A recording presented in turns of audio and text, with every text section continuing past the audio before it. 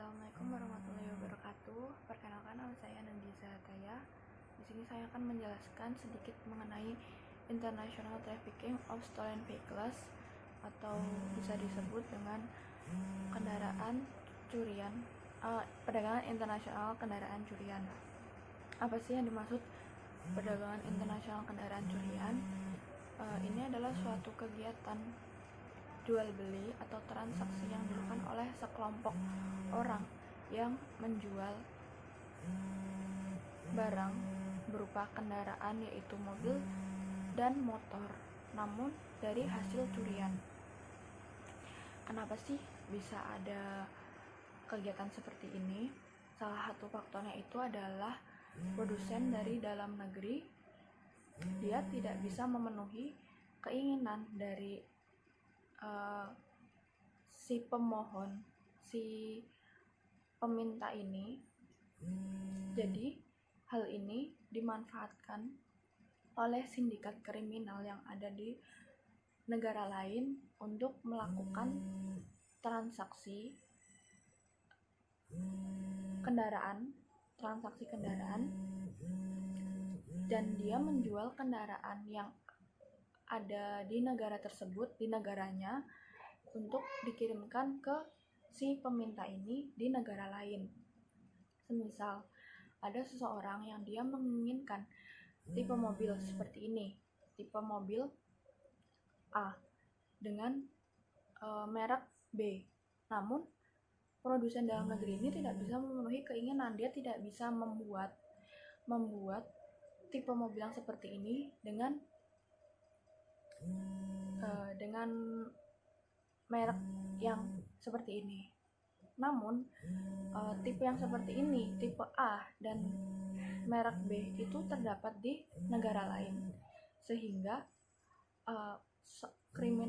sindikat kriminal ini dia menawarkan mobil yang telah dia curi untuk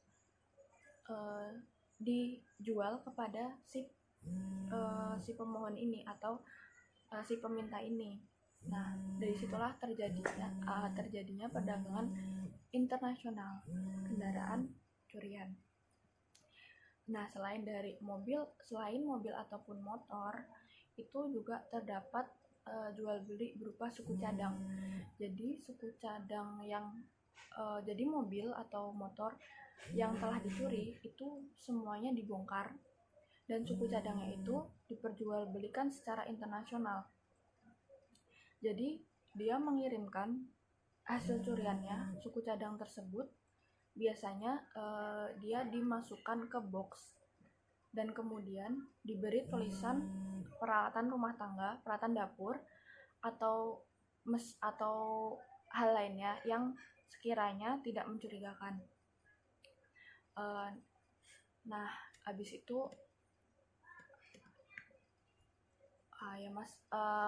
bentuk perdagangan ini itu tuh untuk mengirimkannya itu tuh terdapat beberapa metode. Yang pertama itu dia mengendarai mobil curiannya sendiri melewati batas negara, kemudian dia bertemu langsung oleh si pemohon dan melakukan transaksi.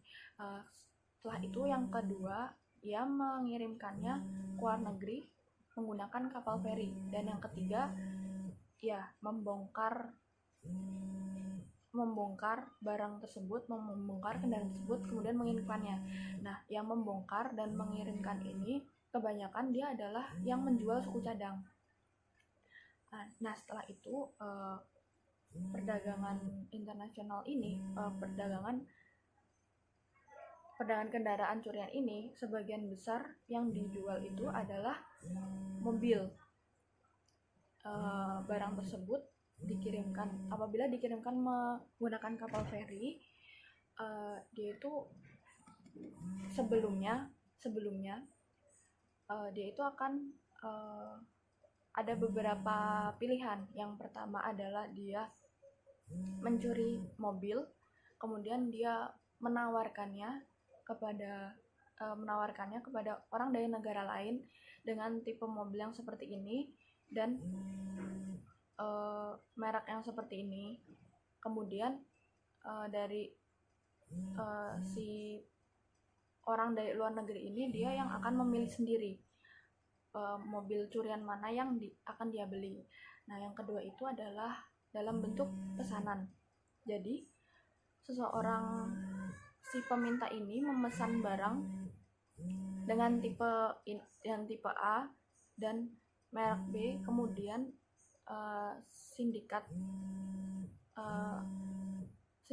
yang mencuri ini dia itu mencari mobil di negaranya sesuai yang diinginkan oleh si peminta ini. Nah, saat dikirimkan itu biasanya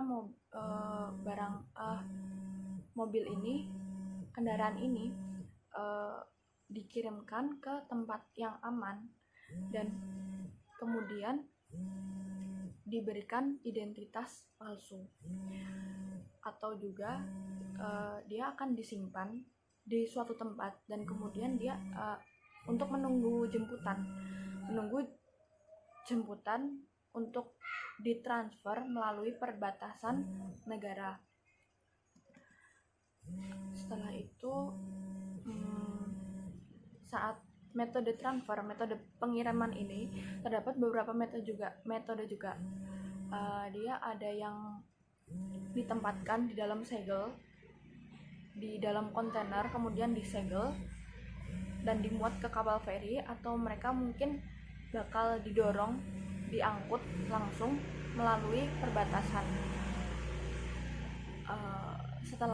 Setelah kendaraan tersebut sudah mencapai tempat tujuan,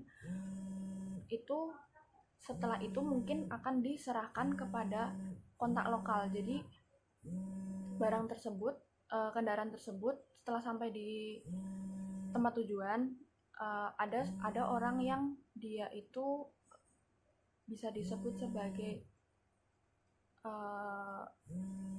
orang yang bekerja sama. Jadi kendaraan tersebut diserahkan kepada orang ini untuk selanjutnya akan diberikan kepada si pembeli. Dan biasanya itu kontak lokal ini, orang tersebut ini itu mengumpulkan barang-barangnya itu di dermaga setelah diturunkan langsung dari kapal feri. Dan kemudian setelah itu metode lainnya, kendaraan tersebut mungkin dijual di pasar terbuka atau kepada pembeli pribadi langsung. Jadi dia langsung dikirim barang tersebut setelah ke kapal feri. Setelah turun dari kapal feri, pembelinya ini dia langsung mengambil barang dari kapal ferinya langsung.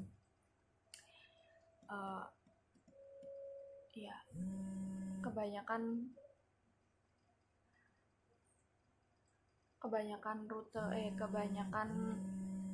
perdagangan ini itu dia dari negara yang maju ke negara yang berkembang, kebanyakan seperti itu. Nah,